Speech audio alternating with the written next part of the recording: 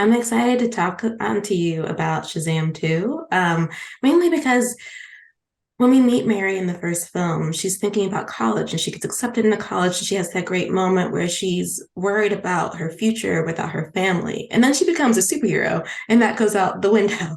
So in Shazam 2, is college still a priority? Has she moved on or is she really focused on being able to save people?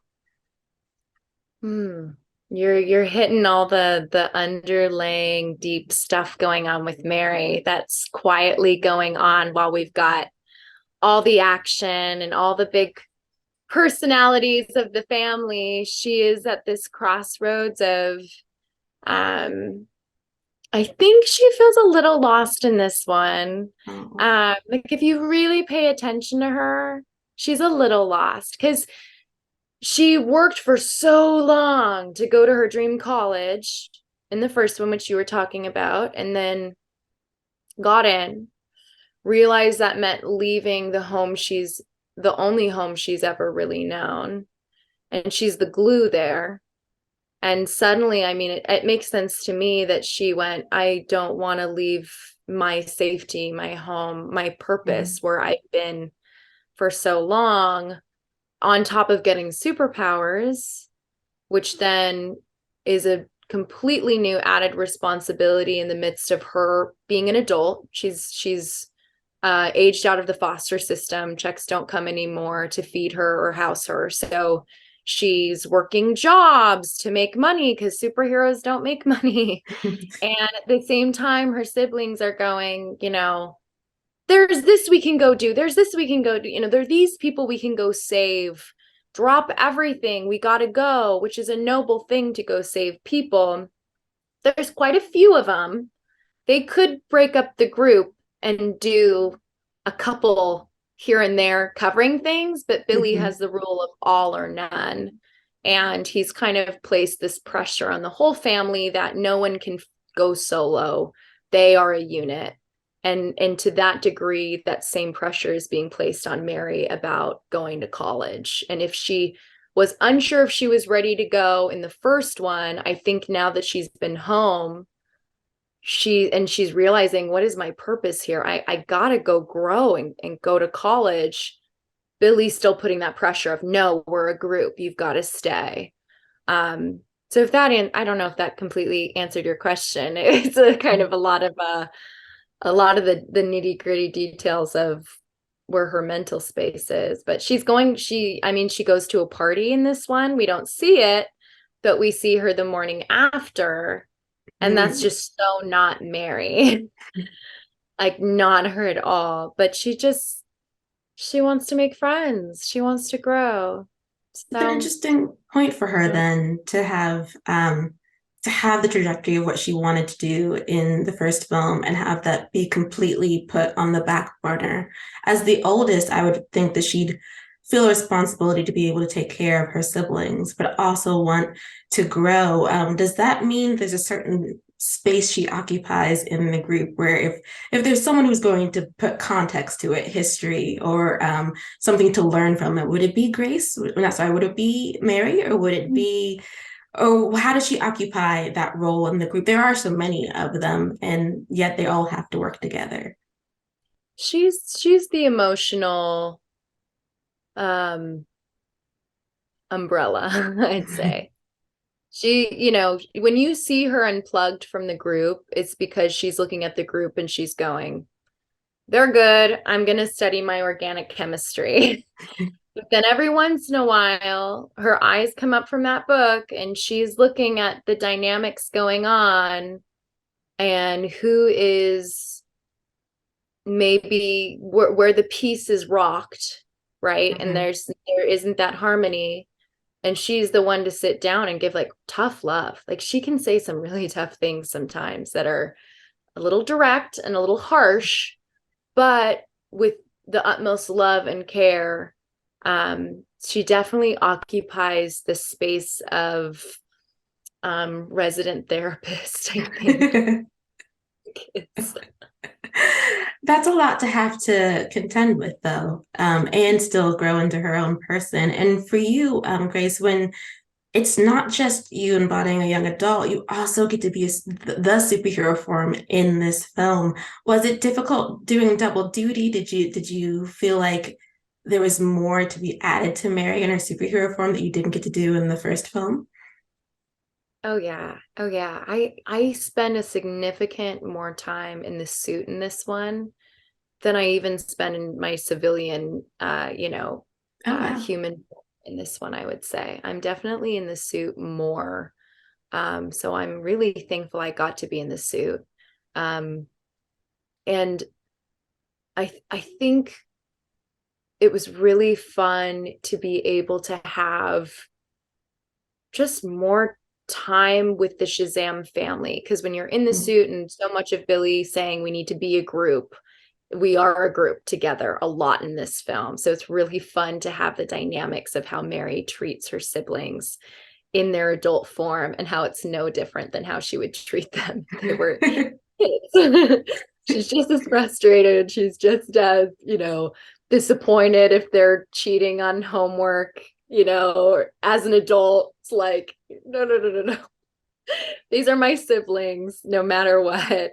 But yeah, no, it was a wild time because when you have two different sets of casts, you can have them clock in, you can have your kids go work in the morning and your adults work at night.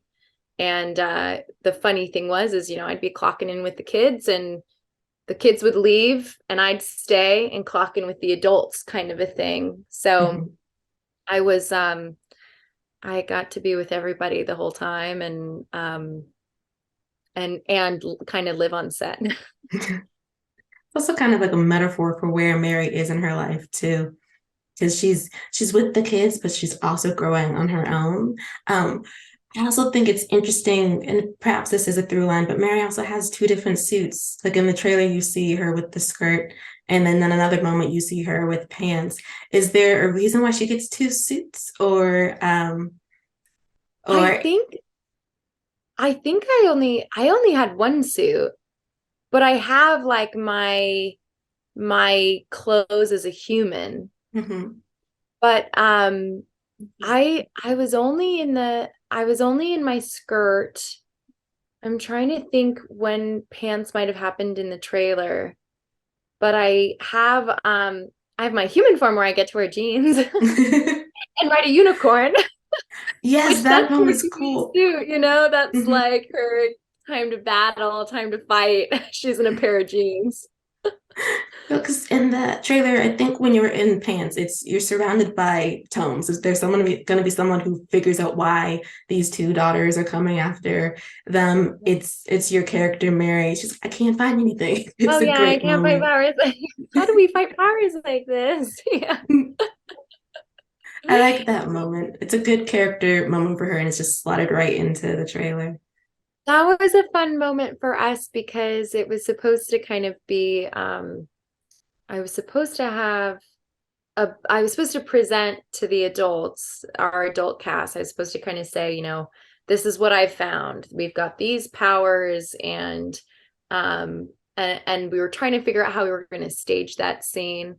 And I said, I feel like I'd have them all sit down and I'm a teacher. This is Mary's teaching moment. And we had all these books from our library, which you see in the trailer, spread out around me. And she's like, okay, children, here's the storybook lesson. These are the powers we're up against, and I don't know what we're going to do. That was kind of that was a fun scene for me to for us to figure out how is this dynamic with her sharing this information. Where would she be, and would she be standing? And I think she's crisscrossed. She's been in these books for a long time and she's going, here's what I figured out, this is what I know. So like gather around children and sit and listen to what I figured out. Exactly. Do you have a favorite moment from the movie that Mary is in that you can tease? Gosh, a favorite moment. Oh man. um I can't tease that one. I thought of it. I went, that one I cannot share. Um, I'm always a really big fan of the moments and the opportunities where I get to show behind the scenes how Mary is. And when I say behind the Mhm. scenes, it's something bigger is going on in the foreground. But then in the background, I'm getting to interact with the characters and display her protectiveness, her care, her love, and kind of her relationship with the other characters. I love building that kind of, if you pay attention to it, you can see the dynamics, and Mhm.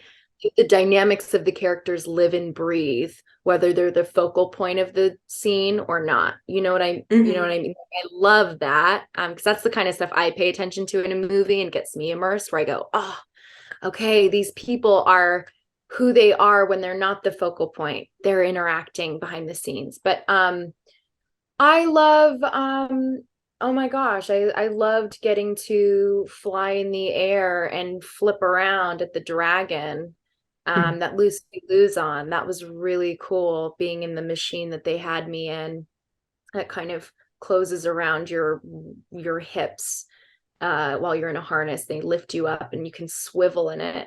So I kind of had to like be in a flying pose and then whip around to face the dragon. Um, and Mary does try to fight back at that dragon a little bit, which we see in the movie. We don't see in the trailer, but for that flip around, it was like, I gotta. Someone was holding my foot at the bottom in a blue suit, helping me pivot, because it's just this like, it's like a baby. You know how babies, when they're learning to walk, will be in those little crawling Oh, that little devices. bouncy thing that they go across the floor in. And they're like the cutest little things as they bounce across the floor. The little like swivelly part, it's just like that, but then you get lifted off the ground and you have like no way to move, so you'll just sort of roll around. So someone had to hold my foot to help me, but that was really fun. That was a really fun moment. Did you do most of your stunt work? Yeah, I did everything.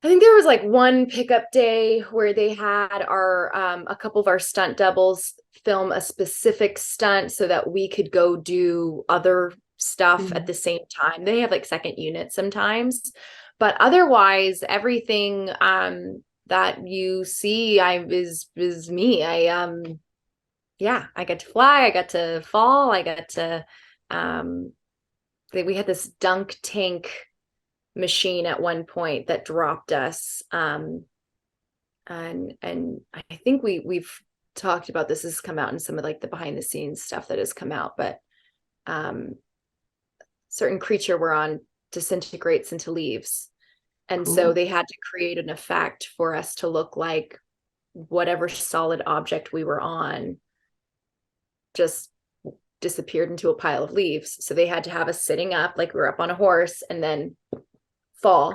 So this dunk tank seat. So we're Mhm. really sitting there and it's like, and action, and so and so's dropping, so and so's dropping, and you're like, oh, it's my turn. Here it comes. Here, and And you're down. that was weirdly one of the most stressful things I've ever done. And I worked on a movie where I was dropped from a tower, so Was I it don't the know why that made. anticipation? I think so. And I think it was having everyone else go before me and not, Mm. it wasn't like 3, 2, 1, go. It's like a jump scare almost, where you're watching everyone else drop and you know it's coming, but you don't exactly know. And then all of a sudden you're on the ground. How many times did you have to do that? Quite a few times. And the funny thing was, all of us were nervous about it. And we were kind of like giddy and like, oh, my stomach's like in my chest. And oh, what an adrenaline rush. And then by the fourth take or whatever, we all were looking at each other. We're like, yeah, I'm ready. And, this is easy. And yeah, whoa, Well, at least enough to get used to it. well, that's good then, because I couldn't imagine having to do it like every take and it still is giving you that pit in the stomach drop. Yeah. Okay, Mhm. my last question, as far as like action movies go, is this a genre you want to live in, or is there another one that you want to explore in film? Um, I've had a really lovely time doing quite a few different genres, and I'd like to continue doing different genres. It's really fun to be able to go, okay, rom-com, tried that. Horror, tried that. Thriller, tried that. Superhero, tried that. Action, tried that. But I haven't done a period piece. I've continued to put it out there. I'd love to do a historical, whether it's real life people adaptation. That's a genre. I mean, Annabelle Creation was set in the 50s. That was also directed by David Sandberg, our director from Shazam, which is kind of fun. But so that was the period piece. We had costumes and period hair and but I mean, I'm talking like Jane Austen. Get me in Ooh. England in the countryside, Atonement, get me Mhm. in a gorgeous green dress, crying over unrequited love. Um, I guess I don't want a rom-com, I want a rom drama. You Drama. want a drama. You want to be like laying across the fountain in tears as you hold the letter, the farewell letter. Yeah. And then Yeah. manifesting that for you then. There's got to be a film Um, set in that period in London made just for you. I've done so much action at this point. I really have done a lot of being dirty and sweaty and bruised. It would be nice to do something that's a little bit more based in emotions. And Mhm. I'm more of a fragile woman that's not getting dropped off of things. Hopefully that is in the near future then for you, Grace. Aw, thank you. I hope Yeah. so. Well, that is it for all of my questions. I want to thank you for joining me in this interview. Oh, thank you so much. It was lovely. Thank you. Yes. Thank you.